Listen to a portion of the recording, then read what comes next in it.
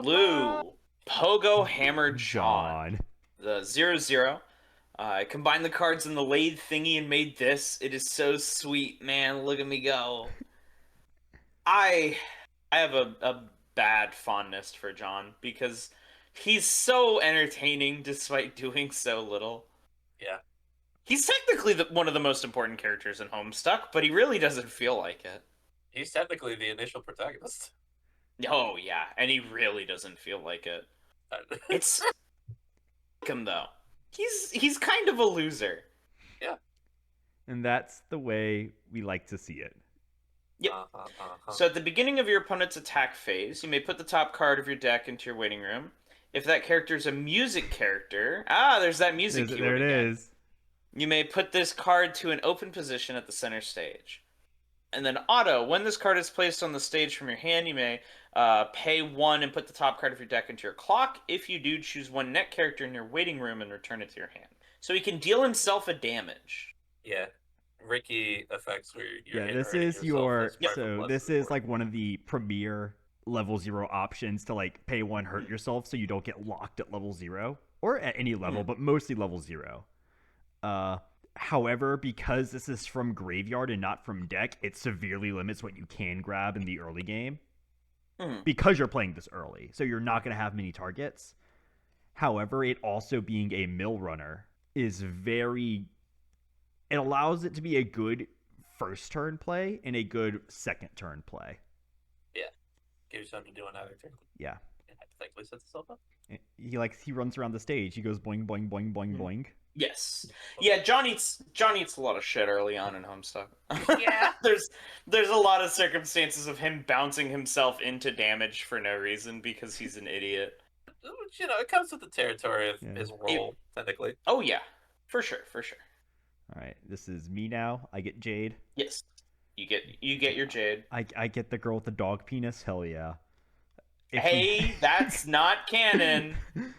It's not common. It's fan interpretation of that character. Oh, I'm sorry. So when you reference the epilogues, it's canon. But when I reference the epilogues, I've never once said the epilogues are canon. Is that a bull penis, Kane? It's worse. It's a dog penis.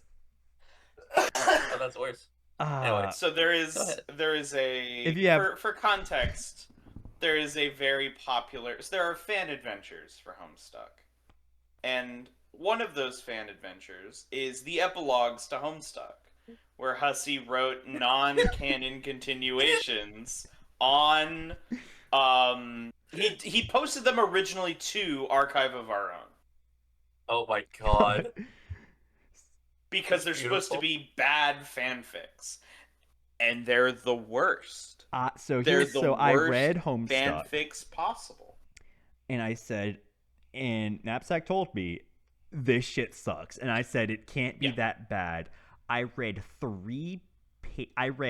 2 pages, and it's like the intro to the epilogue. It's like, okay, that's kind of weird, but whatever.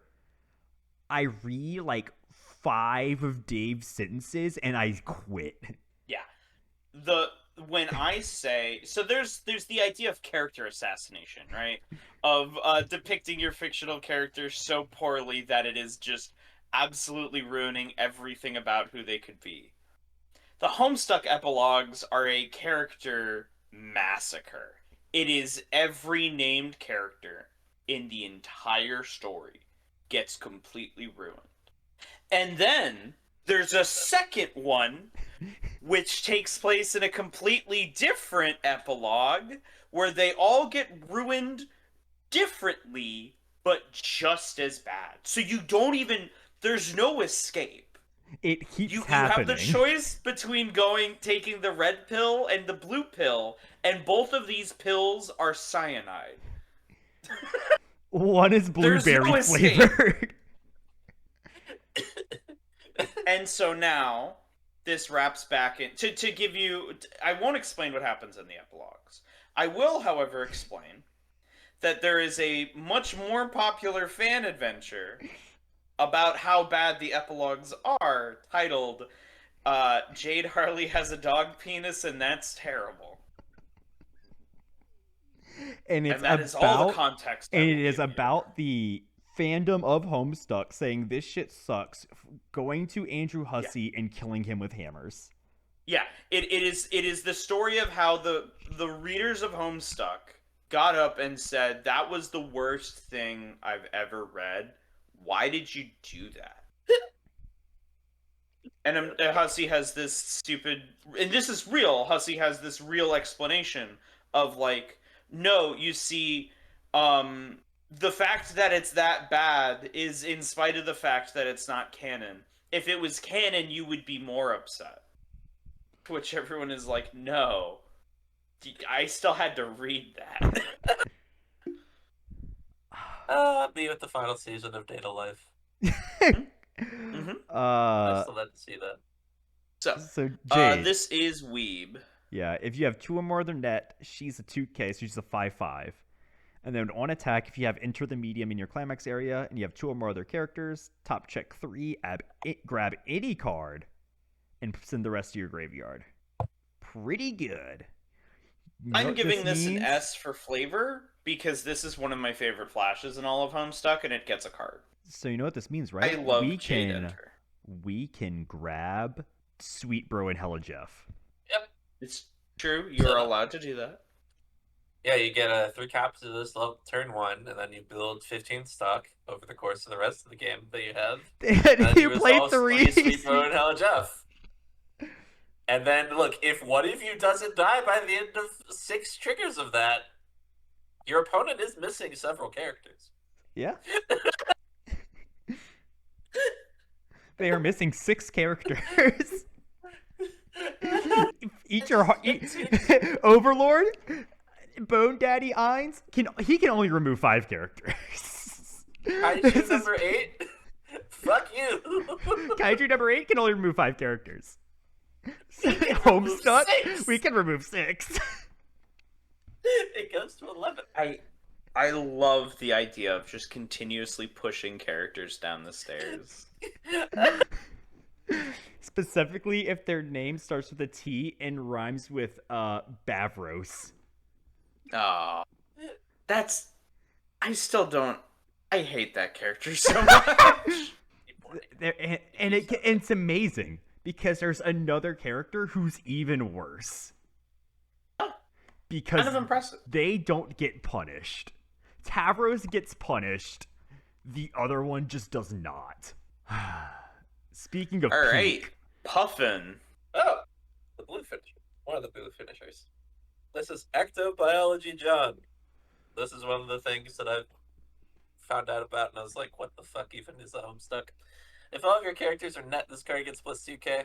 It's a stock healer on play, so on play.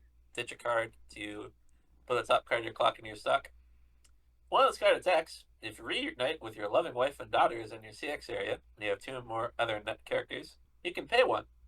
If you do, he goes up to like 13k till end of turn. You mill the bottom 5 cards of your opponent's deck, and deal 1 to your opponent X times, where X is the number of climaxes that you milled from the bottom of their deck.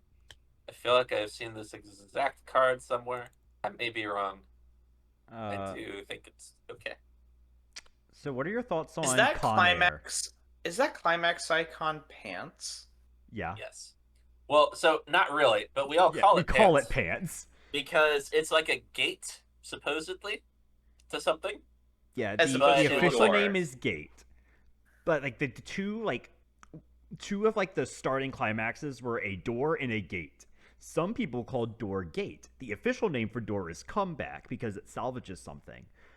Most people just call it door or gate because it looks like a door or a gate. So when you have actual gate, people are like, all right, do we call it arch? And I don't know who thought of it, but someone said, no, we're going to call it pants. And everyone was like, yeah, pantsu it is. It's just better. It just makes more sense. Look at that. That's something you could wear on your body and be mildly ridiculed for.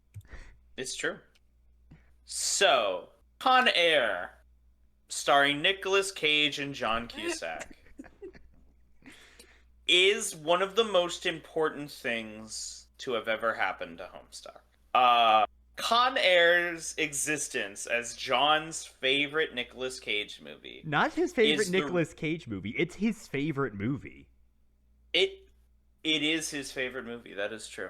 So Con Air's existence as John's favorite movie is one of the most important things in Homestuck because it is the reason why one of the most important time loops gets sealed because John giving musty old filthy rabbits to human babies that he comes across in a lab to reenact the final scene of Nick Cage giving the rabbit to To his Casey. character's daughter in Con Air, Casey, yeah, is what allows those rabbits to go back in time and become the ultimate weapon.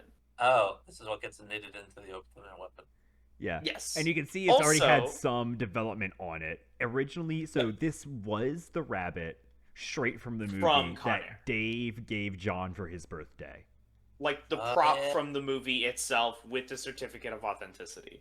Didn't that happen in the comic too, like early on? Yeah. Yes. It then Vaguely remember somehow that. goes to Rose, who sews like back its arms and its head and stuff.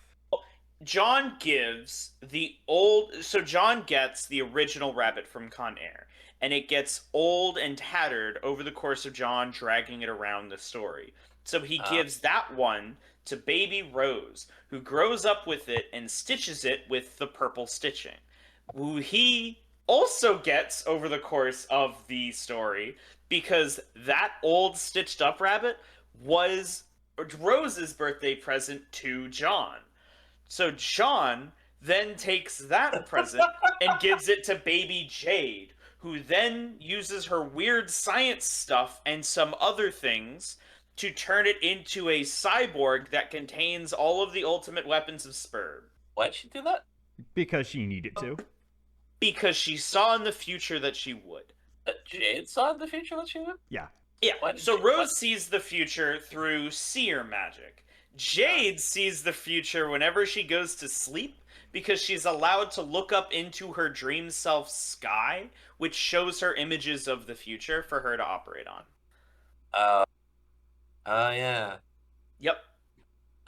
Yeah. So there's and so this rabbit has been given to John 3 times because after she makes it into the ultimate weapon, she gives it back to John for his birthday.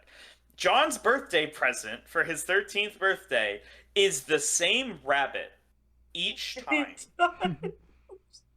Because Dave gives him the rabbit, he gives that rabbit to Rose. Rose gives it back to him. He gives that rabbit to Jade. Jade gives that back to him. And then he kind of gives that rabbit the club's deuce for a little bit. What? Oh, and also, before he's able to actually get the rabbit back, the rabbit falls into the hands of Jack Noir, which is how he's able to steal the ring and ascend. Because he uses the rabbit on the Black Queen. To steal the ring. Which means if Dave had never given John if John had never liked Con Air, Jack Noir wouldn't have become the most powerful character in the series. This card gets an S for flavor. All right. And This is the most important scene in Homestuck. yeah, it is Technically. my favorite scene in Homestuck too. Con Air It is gets brought up a bizarrely- lot. Yeah. It is This- bizarrely plot relevant. This Later feels- on, John sends Vriska a video from Con Air, and it's like Yes! the ending scene, and Vriska Yes! develops a crush on Nicolas Cage. And that crush on Nicolas Cage is the reason why Murder Stuck happens for Vriska. Because it's what makes her want to become a better person, which results in her murdering her friends. Oh my god. What the fuck, Connor? Yeah. Here's the thing. I see this card. I'm realizing now what this card could be. There is a combo, a couple of combos in Weiss that are about handing off abilities to other players and then hand off the ability to other characters on stage. And that kind of combo would have been like peak for this, I think. That's an immensely good point. I'm Yeah. bringing it down to an A. Yeah, they decided that they didn't want to put all the stock heal and the plus 2k on a Ave Musica. Yeah. Which is fair. It's fair. Ave Musica is a cringe set, and I hate it. Let's not get hasty. Is playing Fetch Jade. When this card is placed on the stage from your hand, you may put one card from your hand into your waiting room. If you do, reveal the top card of your deck and choose one level X or lower in your waiting room, and return it to hand, where X is equal to the level of the revealed card. So then, when this card is placed on the stage from your hand, put the top 2 cards of your deck into your waiting room. If there's a climax from among those cards, you may put one card from your hand into your waiting room. No. Yeah, you're right. One from hand into waiting room, making sure I said it right. Mm-hmm. If you do, search your deck for up to one net character, reveal it to your opponent, and put it to your hand and shuffle your deck. This seems wicked strong. So, like, the this top seems effect, like a better version of most One Piece searchers. So the top effect is like very good. Having an on play, ditch, reveal, salvage. Any like free filter is really good, especially if you can always like guarantee a hit. Because you can always salvage a level 0 in your grave, and that's always a playable. The bottom effect is cool if you hit it. You have to hit the climax. It being a mandatory mill kind of sucks, because sometimes you don't want to mill your deck out. But having a optional way to double filter is pretty nice. Yeah, you glue the two of these together, and that's where things get very interesting. Very interesting. Mm-hmm. The top effect is the kind of effect that, for the longest time, they thought was good enough just to be the only thing a card did, and most players agreed with them. We then hit a point where it's like, oh, actually, maybe these cards should be doing something else, and so let them have some fun. Of utility on them. And this is an example of some innovation in that utility. And I like the fact that it's like you can, because usually like a 0 is like it's your backup plan. Like yes, you can obviously always get a 0, and in a lot of modern sets, 0s are quite frequently like the engines of your deck, the grist in your mill, so to speak. Oh, some spur vocabulary we got going on here. Ball knowledge. But in practice, like there's going to be times you really don't want to be grabbing level 0s. You want to be getting your level 1 combos, your level 3 combos.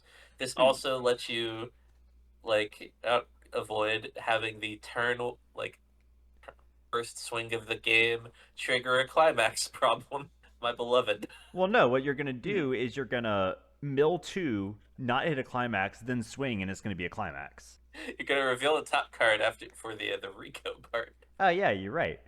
But then it's gonna be a climax, and you're not gonna have a 0 in waiting room. Yeah, and you're gonna cry and you're gonna pee your pants. Yeah. No, I really like the top effect, like just on play ditch reveal top, because I play Love Live Sunshine, and Love Live Sunshine is allergic to playing level 0s. My personal build runs only 14 of them. So when I have that card in hand, I'm like, all right, I'm always playing this second, because I need to be able to play multiple level 0s on my second turn. Oh god. Oh god. Yeah, no, Love Live Sunshine is such a fun deck to play, but when you brick because you only run 14 0s, you fucking brick. Yeah. Yeah, I can imagine. Alright. This is me. Worried John. This card cannot side attack. When this card becomes reversed, if this card's battle opponent is a level X or lower, you may put that character on the bottom of the stock. If you do, put the bottom card of your opponent's stock into their waiting room. X is equal to the number of Worried John in your waiting room. Okay.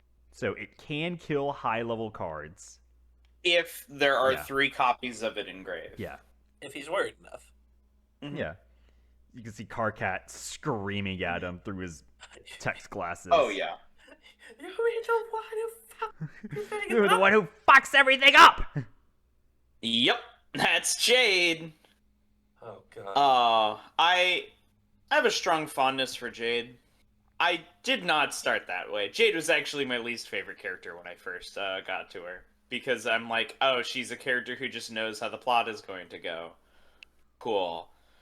Then she stopped being that, and a lot more characters did, so knowing how the plot was supposed to go was no longer a thing.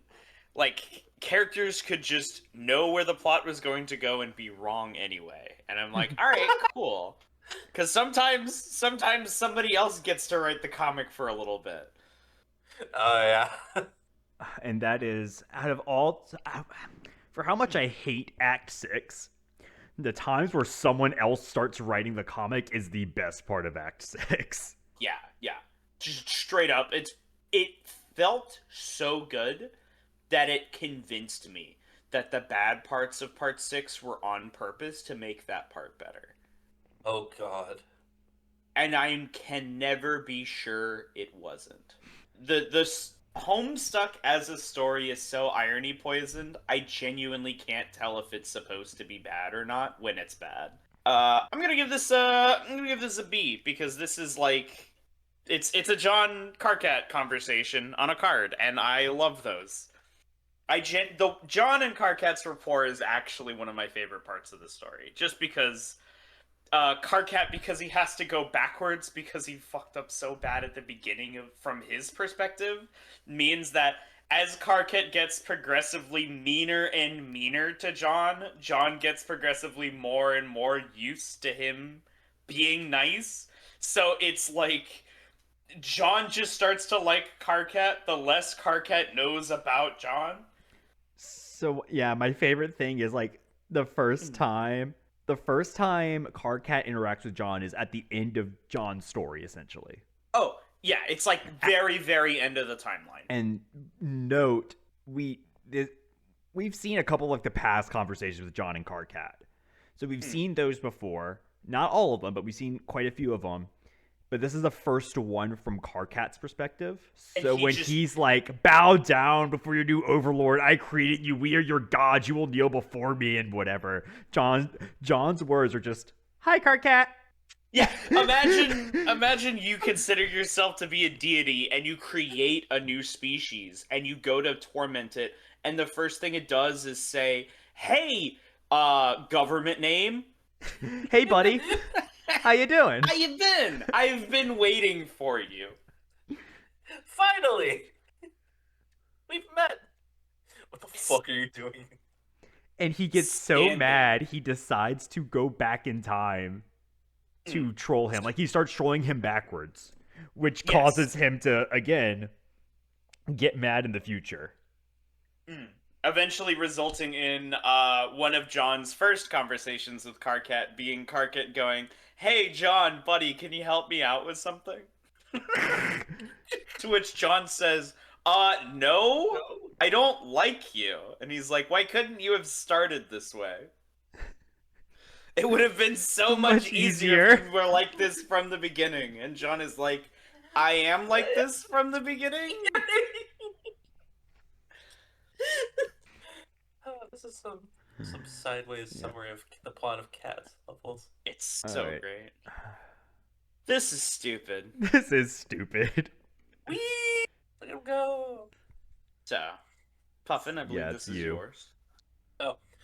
Blasting off John. When this card is placed on the stage from your hand, if your opponent has one of those characters in your center stage, choose a cost 0 or lower character in your opponent's stage and put it at the bottom of their deck. And when it's placed on the stage from your hand, you may do a climax filter. Discard a climax from your hand to salvage a net character from a waiting room. Very nice utility to have for the gate climax, because the thing that the gate climax does is when you trigger it, you get the option of recovering a climax from your waiting room and putting it into your hand. So this is like a way to filter those out for characters. Also, I am 90% sure that this is the exact profile of a card with Gargura on it, which means it is a winner. If it is, that means this card is a loser. I think I'm going to talk about the lore of this card now. Nah, has never happened before. So, you remember how earlier we mentioned that John got trolled by Terezi so hard that he died? This is him getting trolled. Terezi convinced him to go fight the final boss of the game really early. And he's Oh, like, oh, I'm inherently trusting of any and every stranger on the internet, sure. No. That's not how it works. If you are looking out for John's own good, he is the most stubborn piece of shit ever. If you are actively trying to harm John, he will listen to whatever you have to say. Yep. I think there's a fan adventure that actually brings up how absurdly trusting John is by just recontextualizing something that totally happened. So John, Dave, Rose, and Jade mail each other birthday presents for their birthdays, right? hmm Which means that these four children on the internet who have never seen each other in person before in their lives know each other's home address. Which means they're just giving that away? wait, look, man. And this was 2009. This was late enough into the internet era where kids would be like really stupid to have to give their home address over the internet. It's fun how we've come full circle in that way. Oh, yeah. Great. See, now kids have to ask for their own home address over the internet. It's cool. Speaking of cool, a young man stands in his bedroom. It just so happens that today, the 13th of April, 2009, is this young man's birthday. Placronym John Egbert. The very first page of Homestuck. He's a 0/0. This card's name will not be regarded as Zeus Smell Poop Lord. During your turn, all your characters that are net, if all your characters are net, forgive me, this card gets 2k. Then, when this card battles an opponent and becomes reversed, choose one of your other net characters. Oh, okay. When this card's battle opponent becomes reversed. I misread it. So, choose one of your other net characters, rest it, and move it to an open position on your back. So he can kind of just save somebody from getting hit then. Yeah. Yeah. So ideally, like, this is like you're going first or you're going second. This is your turn one. You play like three things on your front row. One of them being John. And like you swing with like a back row utility piece, swing John, and then you move the back row utility piece to your back row. Makes sense. Note, it can also save, like literally save reversed characters because it rests the character as part of the effect. Yes, which means that they're no longer reversed. Exactly. Yep. Yeah, because reversed characters go away at the encore At step, the end right? of turn, yeah.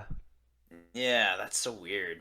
It's like the opposite of like magic damage effects, where cards that have been damaged in Magic the Gathering lose the damage during the cleanup step. That sounds.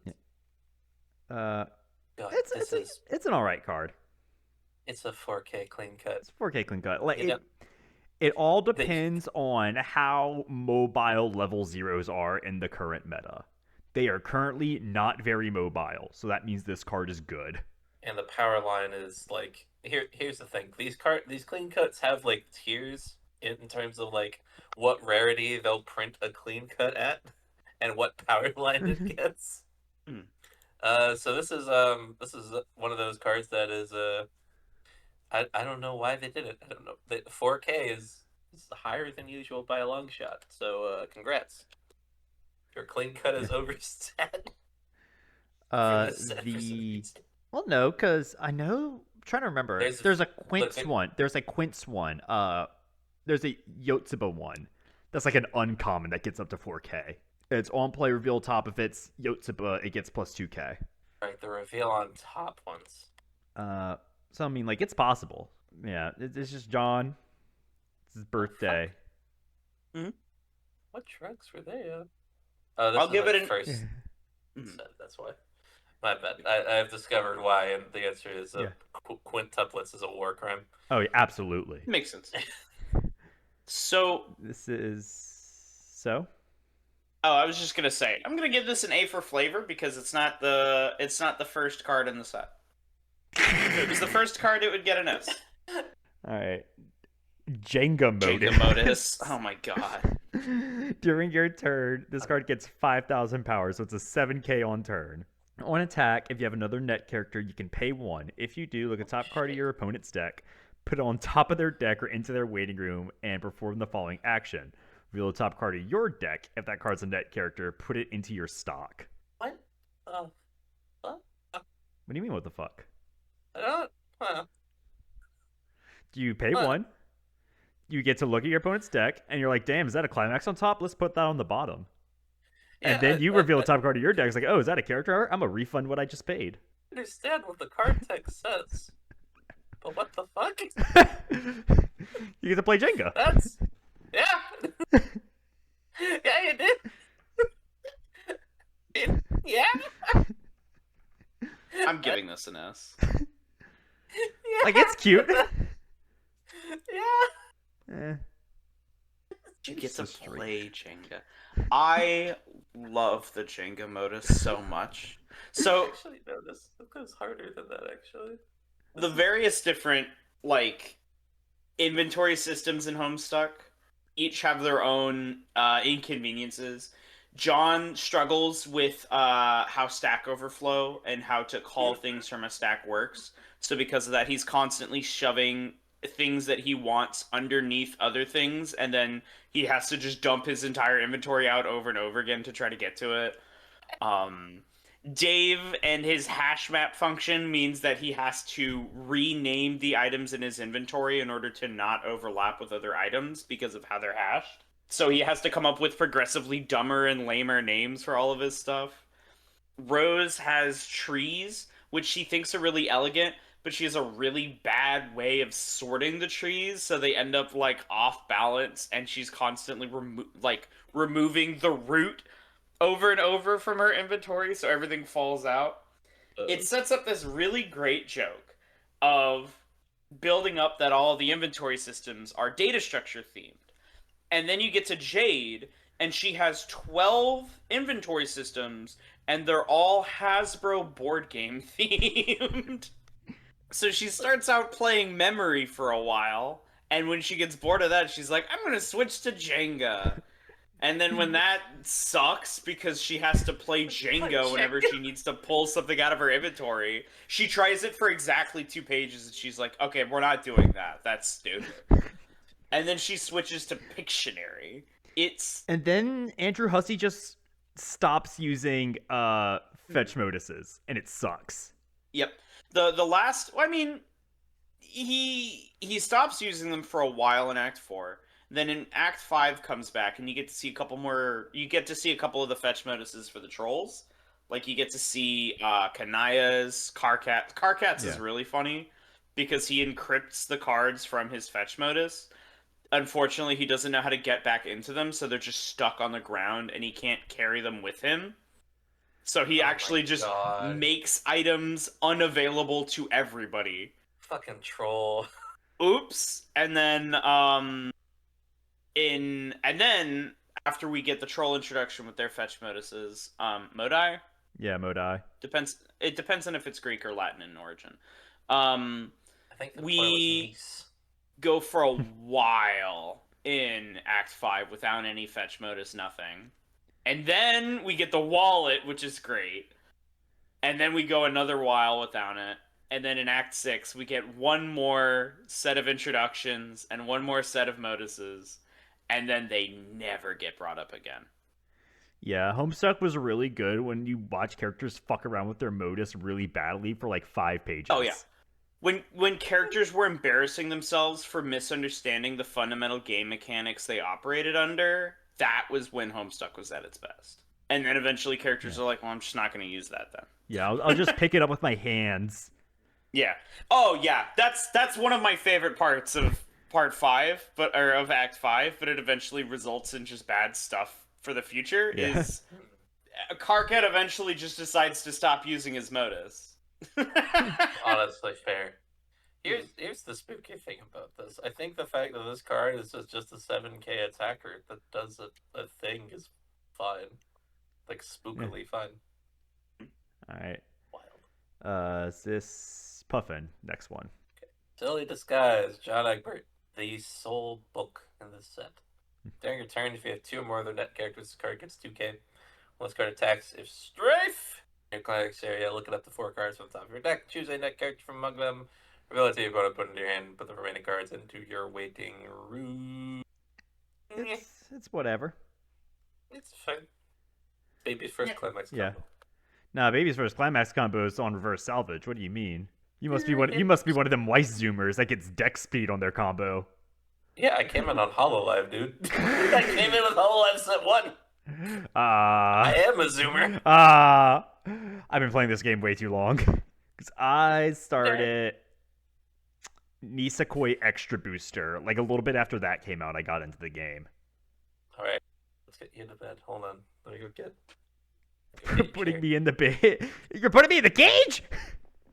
No, I'm taking you to the chair so I can put you on your quest bed and put you out of your misery. There you go. It's okay, Grandpa. Let's get you to bed. I remember when on reverse salvage was a good combo. And then you get to unlock God mode. I don't know what happens when you give Weeb God mode. I kind of don't want to know, actually. Never mind. It probably has something to do with birds and or clowns. I can look this up real quick. I'm scared to look. Let me just Let me see check here. Earth, Weeb, and Fire's land. Just gotta put him. Wait, hold on. Wasn't there? Okay, maybe this isn't a thing that has just existed on the internet.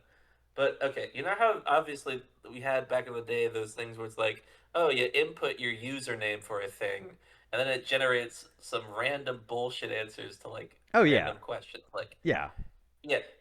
Is there one that is just like a whole Homestuck character profile? Oh, probably. The individual Let me pieces tell I you imagine something. do exist. Let me tell you something. You can like go online and do like a class specs like quiz. Yeah, I don't want to answer too many questions. I just want to see. Well, I'll tell you this much, okay? Because I'm probably cutting this from the video anyway. So Knapsack and I, or mostly Knapsack, had the wonderful idea of doing a Don't you put that on me. Don't you put that evil on me. Of doing a Homestuck themed RPG. Oh, dude, I literally downloaded a game system for that. So I downloaded a PDF from a website. I have made my character already. His name is Brad Jacobs. His defining character trait is his favorite band is Nickelback. Dude, this is how you remind me. Fucking loves Nickelback. It was the first band I ever listened to. They are not one of my favorite bands. They are deeply rooted in my soul is the problem. Especially with the haunted radio. Let's see, let me pull up. Here, let me post my son. Hold my son. While Knapsack finds out what my god tier powers are. Pride is not the word I'm looking for. Oh, well, your, what do you call it? Your extended zodiac is, Vera, sign of the sage. So you would be some kind of, passive mind class. Whatever, man. Oh, Wait, next you tell me I'm a fucking Ravenclaw or some shit, aren't you? Yes. Passive mind class doesn't kill him. Alrighty. Oh, kill him! I love this room. This is so good. It's a pretty good room. On the scale of 1 to room. On a scale of 1 to 10, it's pretty good. Alright, next card. Devil Beast Beck. I think it's me. No, it would be me this time. Oh, because Buffin just read. Yep. So, Devil Beast Beck is a 0/0. When this card is placed on the stage from hand, if you have another net character, this card gets 2k until end of turn. And when this card is placed on the stage from hand or put into your waiting room from the stage, you may pay the cost. If you do, search your deck for up to 1 net character, reveal it, put it to your hand, and shuffle your deck. The cost being put a card from hand to waiting room. Yeah. So, that's the card that plays fetch. Yeah, he plays fetch. He plays fetch with Jade. Yeah, he searches. It's cute. Yep. So here's the thing that I find to be the most funny about this. This feels like one of the weaker cards to prototype because you get less utility out of it. Oh yeah. Well, I mean, I think you can pay 1 search. Like having a way to search is always good. Yeah, but this can pay 1 search when it enters or leaves. Yeah. You lose a trigger on it. You do lose a trigger on it, yeah. Yeah. I guess maybe if it's stuck in a position to where you can't Like, kill here's it. the thing. Yeah, like, you could always play on top of Hmm. something. Like, in Vanguard, you can always just squish something. But at that Yeah, point, you so can just prototype, and it's the same card economy. pretty much, yeah. All right. Yeah, I'll give it a B. I like Beck. He's funny. Mhm. I appreciate that he does not have eyes. None of the Guardians do for some reason. Yeah, I Uh, do kind of like the idea that it's like it's a bad idea to prototype him because of the horrors that it leads to down the road. Oh yeah, that Kind of a would be fun win. yeah. It's fun. all right. Removing the tumor. John. When this card attacks, choose a net character, and that card gets 1/5 till end of turn. And then on death, top check 3, grab a net character. If you do, discard a card. This would be a really good card to prototype. Yeah, True. he's got his funny hat. Yeah. He's He's got his staring pajamas. to the abyss. He's going to the tumor. He's going to remove. Sorry. The tumor. Yep. So, the tumor plays into a really specific aspect of the plot of Homestuck, which is what the point of the game is. So the function of Spurb, the game that they play, is supposed to be to make new universes. And they do it in a sort of like vaguely animal reproductive system-esque mechanism of messing around with genetics and like trying to set up tadpoles for frogs and stuff. And the idea is that if the session is not fated to succeed, it will come with a tumor that is just a really big bomb. And the really big bomb will just blow up the universe just to get it out of the way so it doesn't take up space. Uh-oh. And so at one point, John finds out, Rose tells John, like, hey, you're going to have to go dig the tumor out. And he goes, okay. And he goes and he digs it out and he's like, well, now what do you want me to do with it? And she's like, well, I'm just going to fling it off in that direction. I'm going to go throw it into the sun. And then she throws it into where the sun would be, and then it explodes into the shape of a giant sun, and she goes, oh, I didn't... This went backwards. Yeah. Seer powers are a fickle thing. Yeah. She was told to take those steps to achieve a purpose, and she fundamentally misunderstood what that actual purpose was, so it's like, oops, I invented the sun. Tee-hee? Brother, that's incredible. Yeah.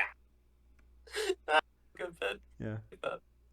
Yep. I love the tumor as a concept because it's one of the only concepts in Homestuck that gets used more than once. Yeah. Well, any concept in Homestuck that sees repetition is one that I can appreciate. So I'm going to give this an A. Nice. All right. Ah, yes! Transformation Jade. All right, He's Puffin. yeah. Look at this fan art. Of course, that was just an imaginary transformation, since the rain doesn't work like that on humans. It was fun to pretend, though. Makes sense this is a Brainstormer. At the beginning of your main phase, it's a 1-0 Brainstormer, 4K power. At the beginning of your main phase, you get to Surveil, and then Brainstorm, play 1 rest 2 of you guys. Move 5 cards from the top of your deck, put them away in the waiting room for each climax revealed. Search your deck for a net character. I think it's cool. Probably like a B. This is a fun joke. I like it. 1-0 level 1 Brainstormers are a little weird. Some decks play them pretty well. Nikkei is one of them. Having an extra way to look at the top card of your deck for free is always nice. So this Brainstormer essentially is a mill 6. Because, like, start of your turn, top check, bin it, and then you Brainstorm immediately, you mill another 5. Yeah, I think it's cool. Yeah. All right. And all right.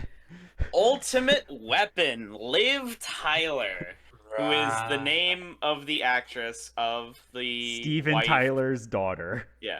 Oh, well, who no. is in it's Steven Tyler's daughter who is in Armageddon. Oh, you're so right. You're so right. Yeah. She's yeah. I was confusing it with Con Air again. No. No, this is Armageddon. Yeah. This is the Armageddon reference because that's John's other favorite movie, and he had when he was 13, he had a crush on Liv Tyler. Liv Tyler. And so because of that, he named the ultimate weapon Liv Tyler. Liv Tyler. Well, he named the rabbit Liv Tyler, and then the rabbit became the ultimate weapon. So this is a 1-0. If you have 2 or more other net characters, this card's get 1,000 power, and the following ability. When this card attacks, if the character facing this card is level 2, this card gets +6. Then, at the beginning of your encore step, if you do not have another rested character on your center stage, you may pay 1. If you do, rest this card. So if your opponent swings back and kills all your guys, you can pay 1 and save Liv Tyler. Yep. Very fitting. You want to talk about irony poisoned, though, as a profile? This is irony poisoning as a profile. The ultimate weapon, and this card is a mid-level 1. not even like the good mid, like pretty. It's pretty whatever. Like below average. If your locals is swarming with filthy standby players, this card's gonna do a lot, though. It could, yeah. Yeah. I'm gonna give this a B+, because mechanically it doesn't quite fit how Liv Tyler works, but the fact that it comes back is nice, because that if there's anything that Liv Tyler does, it's come back. Mm-hmm. Gotcha. All right. I get another backup. Hell yeah. Do the windy thing, John. Yeah. When you use this card's backup, choose one of your characters in battle, and that card gets when this card's battle opponent becomes reversed, and it's a memory. So you get to blow something away. Okay, level 1 memory backup. Do the windy thing. Yeah, feels pretty good. Yep. The windy thing is a cool thing in Homestuck. It's John realizing his Air of Wind powers. It's neat. I like it. Mechanically speaking, the fact that this is kind of just a backup is like, yeah, you know. Yeah. It does the windy thing. It gets rid of a guy. Yeah. It does do the windy thing. And John is very bad at using the windy thing. It's appropriate. All right. Another backup. The coolest shot of John in all of Homestuck. And a 2-1 loopable backup. This is Enter John. 2-1, 1,500 power. Pay 1 on backup to salvage a copy of this backup name from your waiting room to hand. It's a backup of 2,500. Standard. These cards exist. Yeah. Yep. It's also kind of doing a windy thing, and then it's bouncing itself. Yeah. So the way backups work, Nap, is that as part of the cost, you discard the card. So when you're paying for the first effect, it can see itself engrave. Yeah. Okay. Cycles itself. Yep. Leads to shenanigans. I've played enough Vanguard to know that things being able to see themselves in the places where their effect happens is pretty good. Yeah. Played enough Vanguard. This is going. Crisis Jade Sprite. She's a level 2 cost 1. When this card is placed on the stage from your hand, prototype, and then rest this card. If you have another net character, look at the top card of your opponent's deck and put it on the top or their waiting room. So, narratively, this is one of the more interesting things. So, all the characters in Homestuck have their waking self and their dream self. Jade doesn't prototype her waking self. She prototypes the dead body of her dream self after it gets killed in one of the really cool flashes. Which results in a dead Jade being brought back to life with as omnipotence. As a sprite that is fused with her omnipotent dog Becquerel. And so because of that, she looks to Jade sprite looks to Jade and immediately goes, I really would have rather stayed dead. It just starts like crying. What? Yeah. And Jade is like, what do I do with this? This is useless. Jade is so much of a manic pixie dream girl that when she has to interact with herself for 2 seconds, she says, this is the worst mistake I've ever done in my life. Yeah. She just gets frustrated. She's like, this is how people think of me? This is how I've been acting? This is stupid. I'm not doing this anymore. And unfortunately, This is where she gets the dog penis. This Well, no, tracks. because she Yeah, had. that's This is Jade's sprite. There's Yes. And other. when Jade Yeah. God God tiers, tier. when the character God tier, they do so by possessing their dream self, and because her dream self is Oh, the Jade Becquerel sprite now, she possesses her omnipotent dog, who is male, and her dead dream self, and a sprite to become a god tier, which results in Jade becoming like the strongest character in the entire story. Kind of, period. But she's really bad at using her powers. But the way she does use her powers is really cool. But unfortunately, it means that now she's and now she has a A red the rocket. thing. there are worse Yeah. fates in the grand scheme of things. Are you sure about Look, that? I mean, yeah, you could be worse. actually- You could be Dave. You have Cloaca. Yeah, it's true. He has a weird ghost butt. That is so. Dave's weird ghost butt is stated in canon. I would like to very much emphasize that Jade's body is never described in any canon Homestuck work. It's exclusively in the epilogues where this inference could be made, and in the canon, the only inference that could reasonably be made is that she has weird little dog ears. And a tail. Because I that's think. all anybody ever says. I think she has a tail, right? Does she have a tail? I actually forgot if she has a tail. It's kind of hard to tell because there's like no back shot of any of the characters. It's yeah, always where's like the, front where's the facing. Beck spread for this character?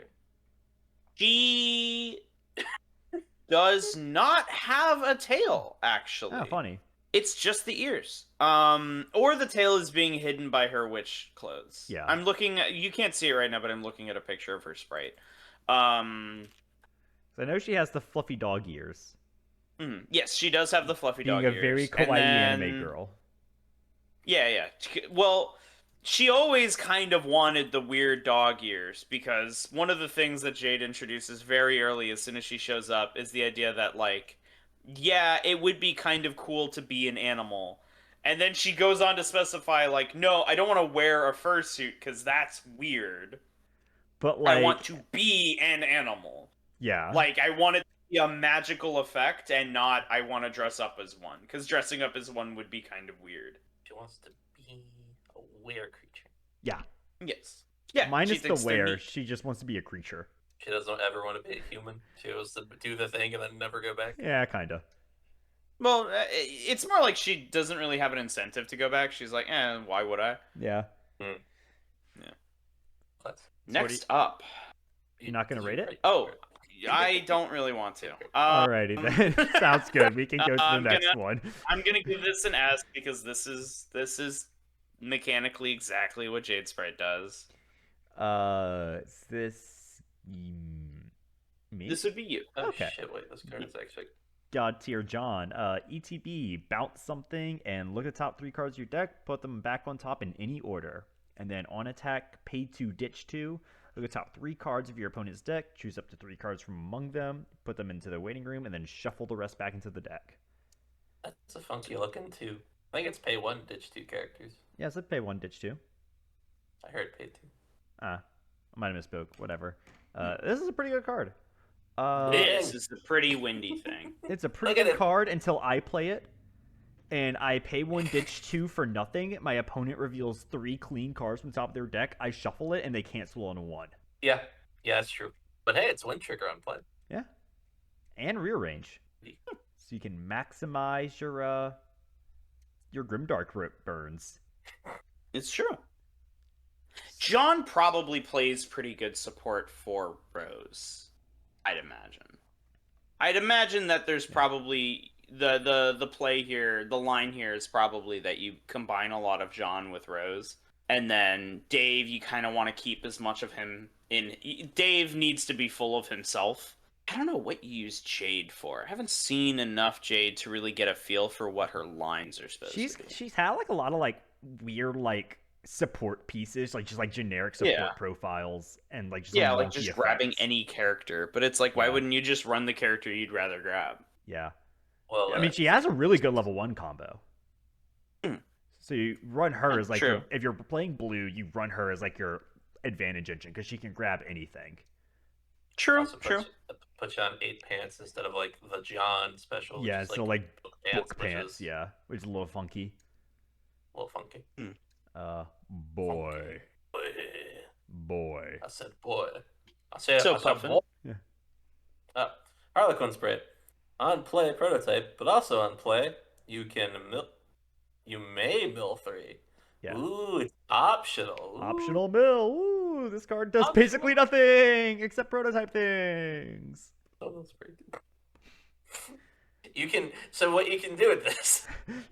Yeah. What you can do with this is that you can play. You can play a Rico. Yeah. And So then you can play this. Rico. You grab Harlequin Squite. Harlequin Squite, you do the mill 3 first, then you prototype the Rico onto it. Targets. And you did it twice. That's Yeah. great. Filter. Yeah, this seems fine to me. Mm-hmm. Especially as like a 0/0 profile. Yeah, this seems fine to me. Yeah. Ah, Basic little- there he is. Dad. No subtext. Just Dad. He is a 0/0. When this card is placed on the stage from the hand, choose one of your net characters, and that character gets 1,500. When this card attacks, choose one of your net characters, and that character gets 1,500. So he gives something 1,500. He gives anything 1,500 twice on play and on attack. Yep. He can make himself a 4K. Yep, because it doesn't say other. He's pretty So, yeah, cool. This is a pretty good, like, this feels like a pretty good 0-drop, like, I have nothing better to do this turn. If you need things that like need reverses or something, or like help getting over your opponent's board, these are always like kind of cool profiles. Yeah, power is not a be all end all by any means. Like if anything, like the power effects, there's a reason that the power effects are actually like as efficient as they can be. Like literally on play, give itself 1,500 is like a 500 power cost thing because it's just like ultimately like power is good for one thing, whereas like utility effects can be good for any number of things. They can even be power. So Because utility gets you to your other things. Yeah. exactly. So The modern Weiss game. But back in the day, obviously this card would have been like, oh my god, what do you mean that Angel Beats got this card? This set is now broken. Okay. But no, he's just so proud of everybody. He's giving them power. Yep. I'll give it a B because it's Dadbert, and I have a strong affinity for John's dad. John's dad is probably one of my favorite characters in the entirety of Homestuck. Oh, absolutely. He's like the only normal. Wait, no, he's literally the only normal person in all of Homestuck. I don't know. This is not to give the vibe of normal. See, that's what you'd think. Right? That's what you would think. But like textually, he's just the a only guy. character whose existence is not a grandfather paradox. Oh, right. Okay, never mind. I see what you mean by He normal is now. like cosmically normal. the only normal character in Homestuck. Okay, you put it like that. That makes sense. Everybody else in Homestuck exists as part of some kind of time loop. Dad is a guy. He's a guy who likes shaving, punching monsters, and on some occasions clowning around. And baking. And baking. He does have a very strong affinity for baking because of Nana. He was raised to love baking. Yep. Probably for more nefarious reasons than you might anticipate. This won't come back to haunt anyone. Yep. All right. This is me. Yes. Chaos Dunk John. All your other net characters get 500 power, and discard a card, sack him, choose a net character in waiting room, add it to hand. In a fit of enthusiasm, you shut up and jam the bunny back in the box. So this is like a multi-threaded joke here. So there's put the bunny back in the box, a very famous, very funny line from Con Air, in which Nicolas Cage kills a man because he does not put the bunny back in the box. There's other reasons in the scene, but like that's the only thing Nick Cage keeps saying is put the bunny back in the box. And a Why did really you put the bad bunny southern back in the accent. box? Yeah, he's like doing like a weird Elvis impression. What about a fucking box? It's so weird. Oh. So John Oh. loves putting the bunny back in the box. He does so with the bunny initially, towards the beginning of him entering the medium. Then later, he gets the opportunity to put the bunny back in the box again, and he creates a chaos dunk, which is a reference to one of the most bizarre video games to have ever existed. Oh, no. Charles Barkley Shut Up and Jam Gaiden, the Hoops Barkley saga, which is a RPG Maker sequel to NBA's Shut Up and Jam, which was just a sports game. Where in which Charles Barkley performs the Chaos Dunk on Proto Neo New York and destroys basketball forever. New York. No, Proto Neo New York. So Old new. New York. Fucking, oh my god. I love Shut Up and Jam Gaiden. Genuinely, probably one of the best jokes to have ever existed. There is like a theory that it could potentially be tangentially connected to some kind of cult or something like that, but I don't think that ever got proven. If you ever get the opportunity to play Shut Up and Jam Gaiden, please do so. It is easily one of the best things to have ever existed. One of the characters is just an existing basketball player dressed as Sephiroth. All right. Next is Puffin with Dreambot. Dreambot. 1/0 power. When this guy's frontal attack, look at the top card of your deck and put it on the top card of your deck. Go into your waiting room. So scry on surveil on frontal attack. We like that. Encore for pitch character as cost. So basically revival. So ooh, yeah, revival on the card. That interesting. Auto put this card to your. That feels like it should be an act. Put this card into your waiting room. Choose a Sleepy Jade in your waiting room. Put on the stage position that this card was on. Okay. And then So this is like, yeah, that actually fits a lot. Like narratively, lore-wise, this is immensely fitting. The idea of Sleepy Jade and the Dreambot swapping places.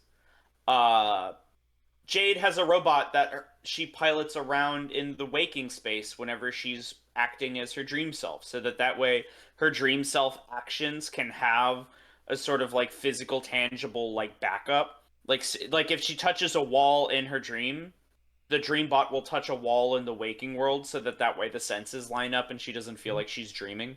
This also results in an absolutely amazing joke in which whenever Jade is asleep and she tries to go to bed, her dream bot will physically get up on top of her waking self sleeping body, so her dream self can't fall asleep because it feels like there's something heavy on her that's keeping her awake.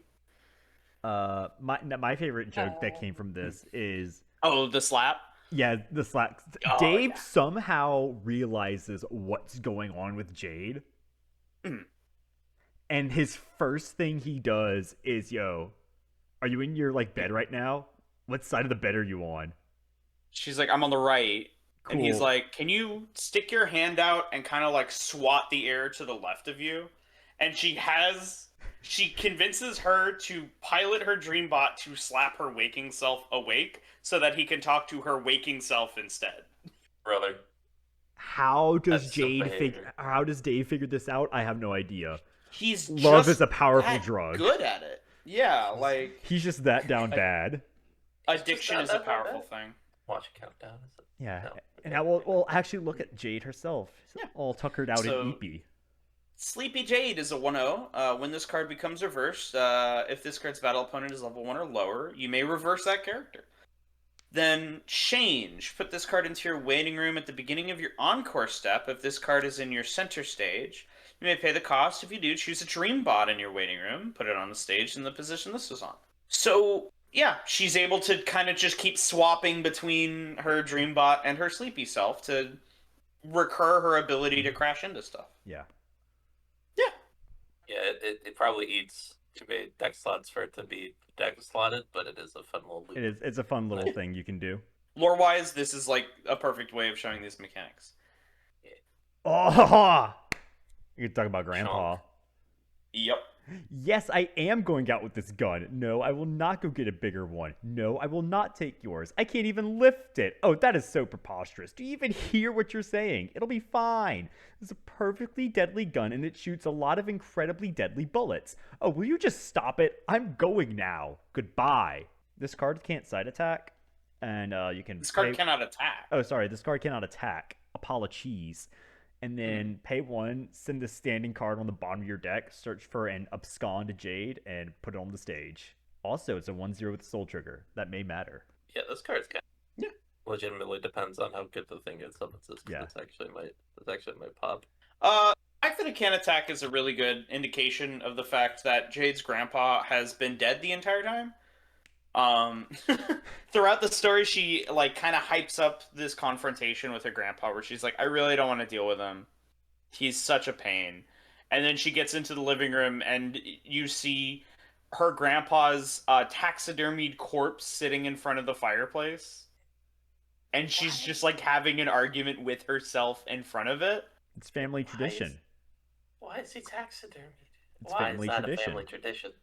It's Harley family tradition that when a loved one dies, they get taxidermied, which is how Jade was able to find her dream self's corpse, because Grandpa had it in the game and taxidermied it to bring it back with him into the waking world. So this is a bit of a stretch. But you know how Harlequin is a word? You know how mannequin is a word that actually has like part of the same spelling as Harlequin? Yeah. Yep. Is this a Harley mannequin? Yeah, that's where my brain went. Yeah, I'm not even thinking about that as like a pun. My brain is just like, wait, is this why? Is trying to give myself a the Doyle's explanation. There is a decent connection between Jade and John, so they are ectobiologically siblings. You can identify this by the fact they have the same hair color.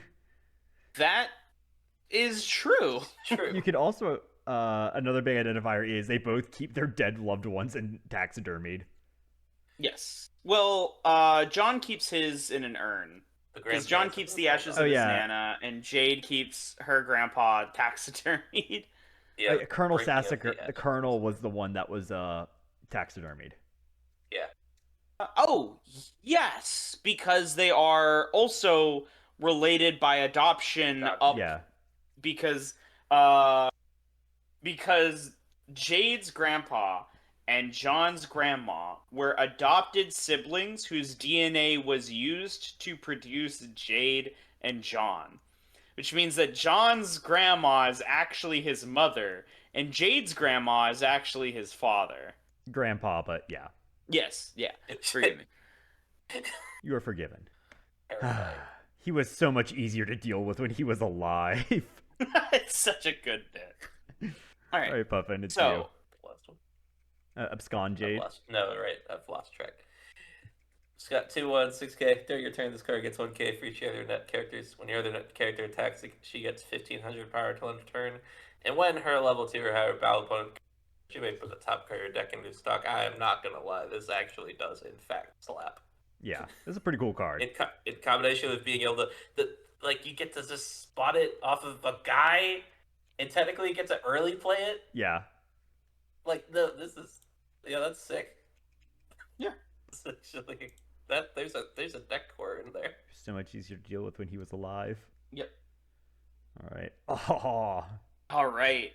Annoyed Jade. You love Angry Jade so much. I love Angry Jade. So, she's a 1/1. I knew I would regret this. Talking to you is so terrible. It's making my headache worse. When this card is placed on the stage from your hand, if you have 4 or more other net characters, you may choose a net character in your waiting room and put it in your stock. And when this card attacks, this card gets +X power, where X is equal to the number of other net characters. Times 1,000. Yeah. So, narratively, this is when I swapped on Jade. This is when I realized that she's actually one of my favorite characters. because up until this point, Jade is operating off of weird future sight vibes from her dream self, and she has all of these different like mechanics going on, and she seems to know a lot more than she lets on, and she plays these stupid Manic Pixie Dream Girl games. And then her dream self dies, and her robot blows up, and she wakes up, and she has no clue what's going on anymore, and she's just fed up with it all. And the moment she loses control of the narrative, like not actual direct control, but like functional control of the narrative, is the moment she immediately just kind of gets fed up with putting up with the narrative and is like, this is just dumb. I think I don't want to talk to anybody. And then the first person she talks to is Carcat, who literally screams at her about how all of this is her fault. And she's like, you know what? This was a stupid mistake. I do not like talking to you. And he's like, no, wait. This is me hitting on you. What? And then It gets even better. His future self from like 30 minutes later. Yeah. It's like, no, don't say that, you idiot. And his Karkat then starts arguing with himself from the future as if they're different people. And Jade makes the amazing observation that's like, there's a 30-minute gap here. You guys are not different people. You literally haven't changed between the past 30 minutes. Your body has not even had the time to change between these two events. Like, it's within the hour, bro. I love annoyed Jade. This is just straight up. And it's like, her house is actively blowing up while this is happening, so she looks up and she sees all of her stuff from her room get launched into the ocean. And she's like, cool. Whatever. Clobber Jade. This is that dream self we've been talking about. But yeah. I think it's you, right? No, it would be Weeb, because I just read Annoyed Jade. When this card is placed on stage from your hand, put the top 3 cards of your deck into your waiting room. If there's a climax among those cards, kill a level 3 or lower character in your opponent's center stage. And then when this dies, if the battle opponent is higher level than the opponent's level, you get to put it at the bottom of the deck. Imagine prototyping this bad boy. Yeah. Where what? Ooh. Hold on. Ooh. Yeah, this man's Maria Ushiromiya maxing. Yeah, that was good. I think I need to leave it be still because the profile is technically a Botan. Almost, yeah, the profile itself is you've seen a couple times. But what if you high rolled the shit out of your prototype? Or you get deck speed. Or I just get free deck speed. Deck speed. No, what you do? Here's what you do, right? You play Jade, then you prototype it into Harlequin Sprite. You mill 3 first because you're not that likely to hit another climax in the top 3, and then you mill the 3 for clobbering Jade's effect and hit another climax. Statistically speaking, I will never hit 3 climaxes or a climax in the next 3 after I just used the 3 effect. Exactly. Hits 3 climaxes. Fuck! And then basically, we love to see it. Mm-hmm. Who is her dream self clobber? Of curiosity. In this scene, it's actually Club's Deuce. Yeah. She's kicking the Ring of Orbs fourfold from the White Queen out of his hand, so that way the white... Not quite. There's no shaving cream in this scene. So she's grabbing the Ring of Orbs fourfold from him, so that way she can get it to John, so that he can drop it in a river and forget about it. Something Lord of the Rings. It needs to go the way it goes. I see. Okay. All right. Now it's Puffin. Puffin. Yeah. Acronym Jade Harley, but since she's slumbering peacefully, it would be a shame to wake her up. You might as well just give her a name right now. Card's card name will not be regarded. Hold on. You gotta read it. I need to zoom in. Farm stink butt less. Zoom in to read the text. If you do not have another net character, this card does not stand during your stand phase because she EP. This card gets plus 2,500 power for each net character in your backstage. She's a 2-win. Holy She's shit, I like 11, just 5. figured it out. Yep. Yeah. The names Farm Stink Buttlass and Zeus Mel Poop Lord are connected. Yes. God damn it, Oh I'm my killing myself. God. Which is also why Dave and Rose are insufferable prick and Flighty Broad. Yeah. What? Of course they'd both be the something. They're fucking siblings. Whoop-de-doo. Yes, exactly. Alright. But they have similar names. Yeah. They also follow the same naming conventions, where Rose and Dave have 7-letter last names, and John and Jade have 6-letter last names. Although sometimes John's name is spelt with an extra G. Yeah, for egg. For Bart. Yeah. So, I'm going to give this card a C for flavor. No, I'm going to give it a B+ for flavor, because she is sleepy. There is one way that you would have gotten an S for flavor on this card, and it's if it somehow synergized with Vriska. Because when Jade is first introduced, she's described as having undiagnosable narcolepsy because she falls asleep at seemingly completely random moments. It is later revealed that Vriska has actually been going across the timeline and using mind control powers on her to make her fall asleep. Vriska does this because she can, and she thinks it would be fun to get used to doing that to people. I thought this was going to be a thing about her having luck manipulation, so she manipulates the timing of Jade's insomnia. No, that's so much better. No, because Vriska has all the powers because Vriska's Andrew Hussey's favorite character. Yeah. So she has luck manipulation, she has the ability to be the main character, like she literally steals it from other people. She has mind control that gives her perfect control over most of the troll cast. And the ability to put humans to sleep. There's some explanation they give where it's like human biology prevents troll mind control from really working on them all the time. But Vriska's just so special that she can still do some things to humans. And then she's just Tavros over there with the ability to... Oh, yeah. Well, Tavros could just manipulate any animal, which should include humans, and I don't know why it doesn't.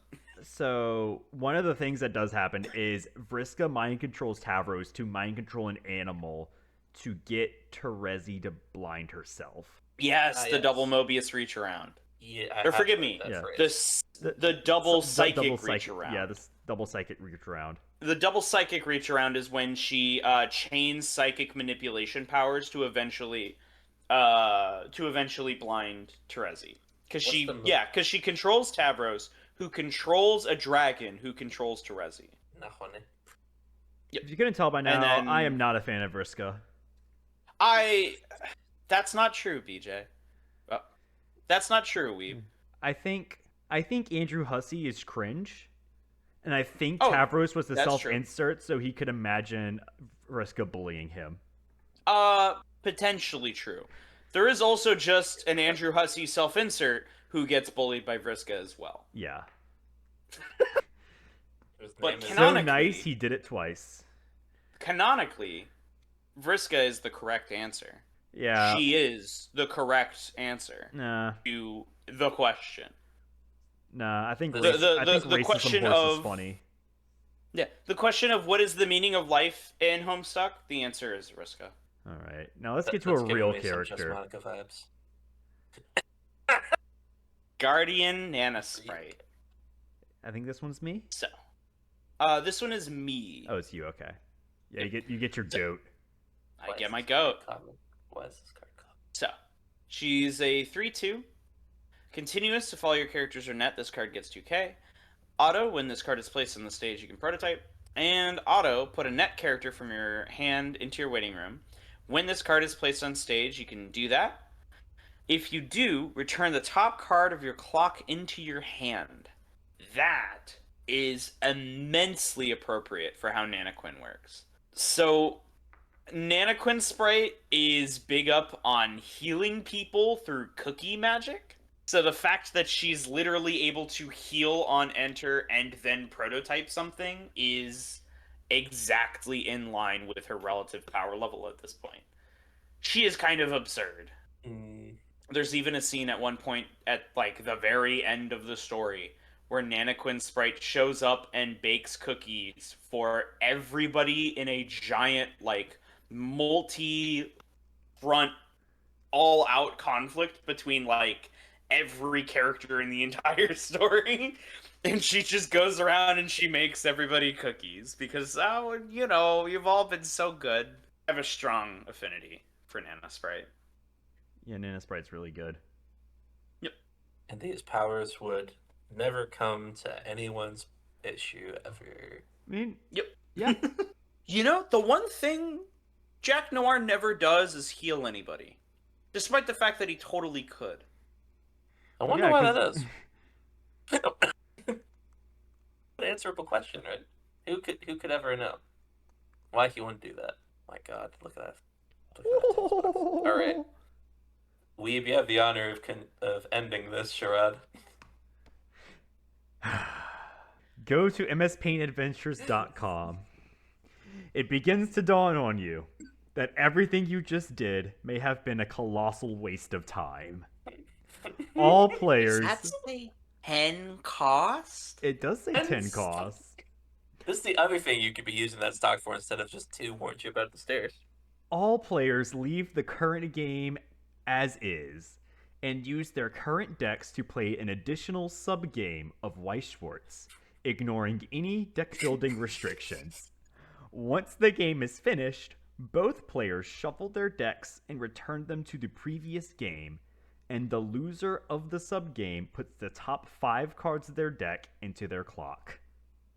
This card I don't know how to code into the sub. It's Scheherazade. Uh-huh. So there is a scene where one of the commands was for Jade to go onto the website Homestuck was hosted on. Yes, oh, yeah. mspaintadventures.com. And she opens up the page, and it's John. It's the most recent chapter of Homestuck. Yeah, and it's John's this fucked up version of John with a dunce cap and sitting in his yard, and it says, "It begins to dawn on you that everything you just did may have been a colossal waste of time." Yeah, this gets an S. There is nothing more intrinsic to Homestuck than a card whose main mechanic is making you have to do everything all over again for no reason. Actually, this gets a triple S, unironically, because this is exactly how it feels to read Homestuck. Is you get to a point, and then somebody does this, and you go, "What do you mean I have to read it all over again?" And then Andrew Helsey says, "Shut up and read it over again." And because you had so much fun reading it the first 2 times, you said, "All right, fine, I'll bite." And then you're like, "Oh my God, the 3rd time was not the charm. This shit sucks." So this card is like a perfect representation of the pacing, because it's like, so you have acts 1 through 5 of Homestuck. At acts 1 through 5 of Homestuck, they have a couple of downs, but for the most part, awesome. Very solid. A lot of really strong characters, really strong bits, really strong character writing. And then you get to Act 6 of Homestuck. And Act 6 of Homestuck is a retelling of the story of Homestuck. And Act 6 is broken into Acts 1 through 5. And you go, okay, but there's some new characters here, so there's some stuff to latch onto, and everybody's really talkative in a really annoying way. Kind of like the way Andrew Hussey would talk during his stupid intermissions, but it's like, it's fine, it's whatever. You know, I'm still in it. And then you get to Act 6, and Act 6 says, "We're doing it again," and splits into another 6 sub-acts, and you realize that it keeps happening. And that it's never gonna keep happening. The reason Homestuck is so long is because Homestuck is logarithmic. Yeah. The Like, Yeah. Act 6, there are 6 acts in Homestuck. Act 7 is like 2 pages. one page. I think it's like literally an exactly animation. 2 pages. Yeah, It's it's two the flash it's pages with no text. yeah. So there are Mm. so there's 6 real acts in Homestuck. Yep. Act 6 starts on page 4,000 and something out of 8,000 and something pages. Yeah. Half of Homestuck is Act 6. And that's just by page number. By word count, Act It's 6 closer to is 2/3. yeah. Because Act 1 is like the shortest act. Act 1 is, I think, like 200 pages. And most of those pages don't have any more than about 40 words on them. Then Act 2 doubles the length of each page, but is the same number of pages. Act 3 doubles the length of each page again and has more pages. Act 4 does it again, and then Act 5 does it again, and then Act 6 retells the events of Acts 1 through 5 in a sort of way, kind of. Except it doubles the page length again.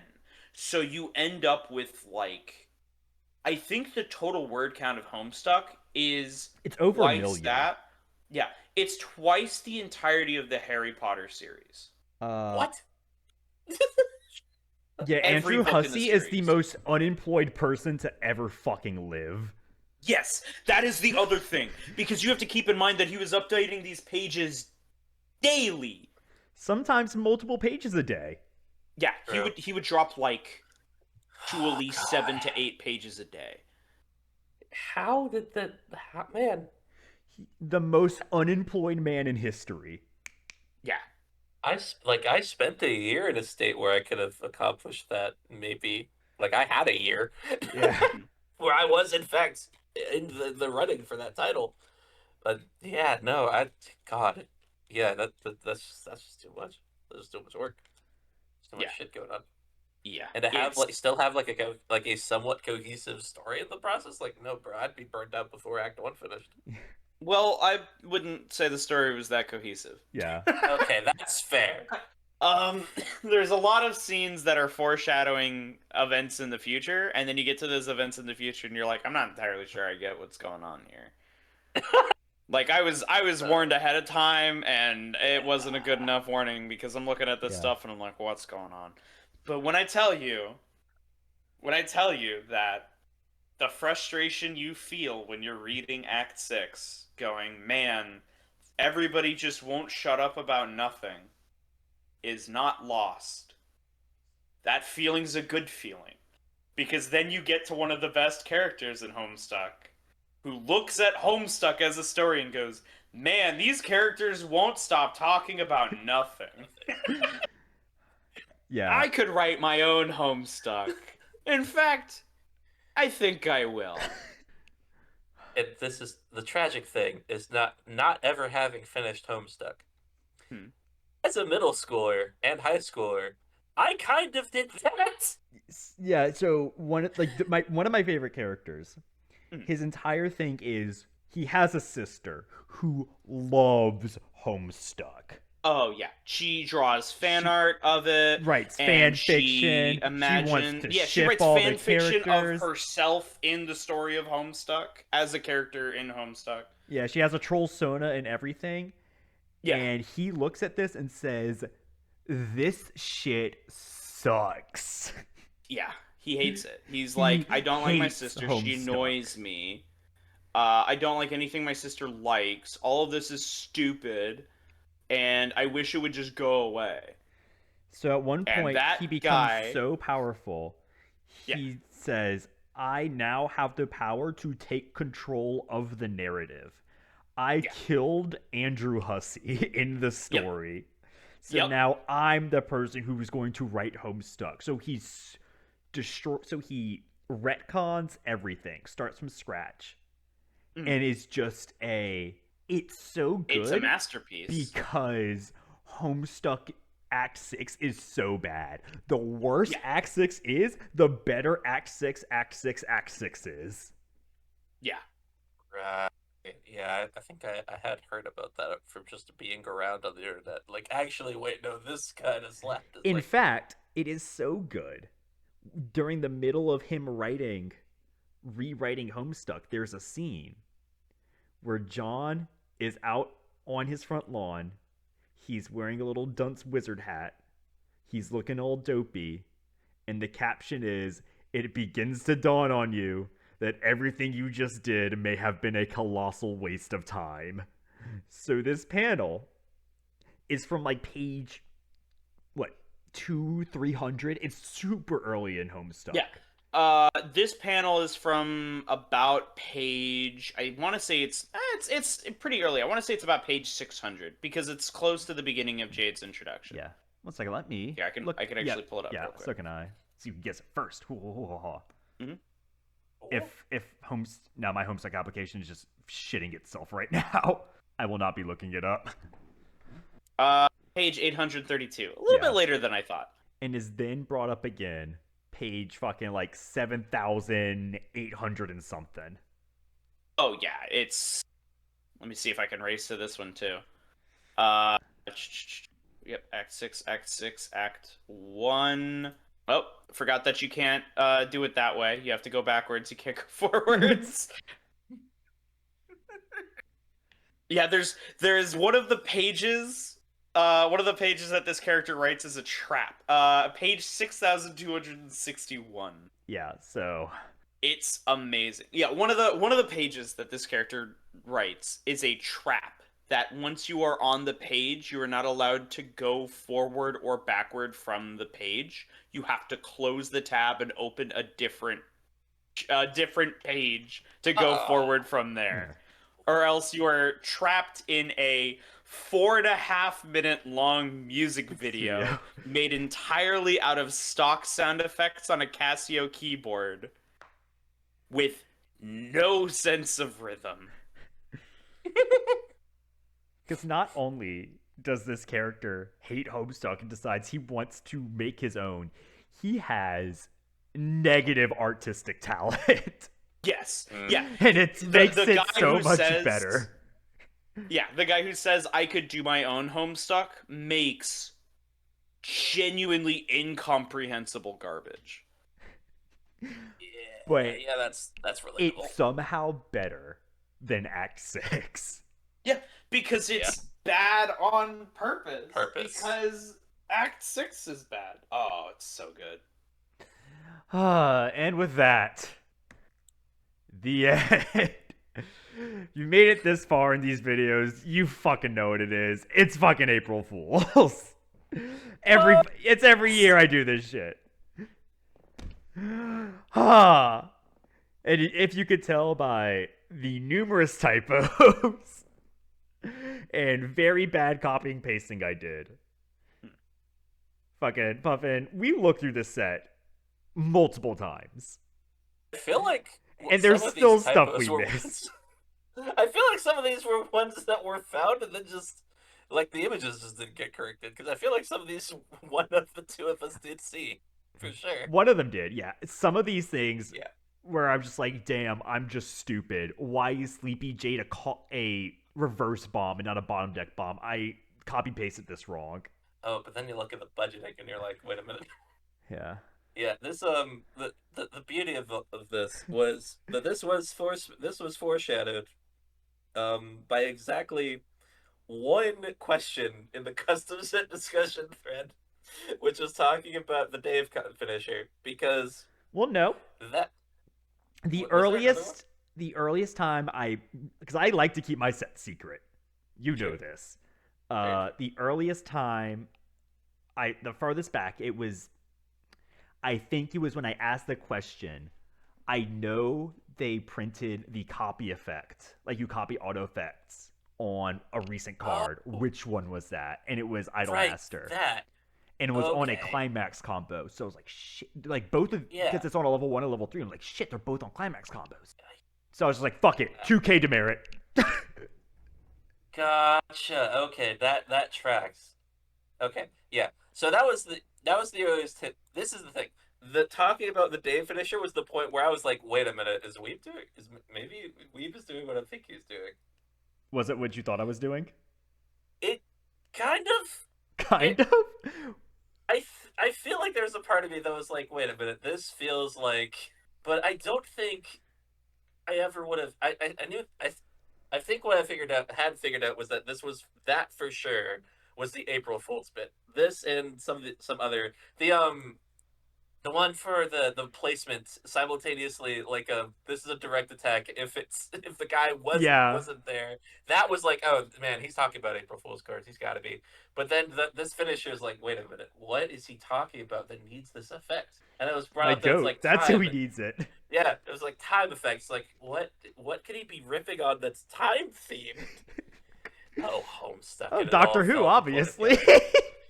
God, there was a part. If I didn't know you, like at least to an extent, I might have thought that, but I was like, nah, did not think that. I mean, that was not on the list. I've watched Doctor Who. Yeah, it would have been feasible for me to do this. All right. So, okay. Knapsack. Yes. As Mr. Homestuck, what are your thoughts on this piece of fucking shit I just did? So here's the thing. With Bushiroad games, I have significantly more experience with Vanguard than I do with Weiss Schwarz. Yes. So as we went through the set, and you gracefully explained how certain mechanics in Weiss Schwarz tend to operate, how certain profiles tend to be relatively regathered every now and then, and things of that nature, I kind of forgot that this wasn't a real set after a while. This started feeling more and more like, oh, I could see Bushy printing some of these cards. This is the same company that killed Buddy Fight. Yeah. They could do this. Not with this coat of paint. Maybe when the Vivzy Pop produced show gets big enough. Definitely. They'll do that. Like, specifically, I think the big thing about it is going to be, like, when the Vivzy Pop show gets big enough, which unfortunately it very much isn't there a Has-Been Hotel trading card? Not for Weiss, and there better fucking not be. What I mean, God, there are. They're not. It's not a trading card game. It's just a series of merch for the cards. Oh, thank God. It's just merch cards, but Vivzy Pop is definitely not opposed to handling trading cards. Vivzy Pop's company, I should say, is not opposed to handling trading cards for their media. And therefore, it is totally Universes Beyond. Yeah. Oh, no, yeah. Okay. Oh, God, no, they could just do it as an English exclusive. That's something that absolutely, if they could get that. Like, here's my thing. There's no... The big thing about Homestuck is it's like language. Like it's a webcomic set in the early or late 2000s. So it's gonna use some. Baby, that would take away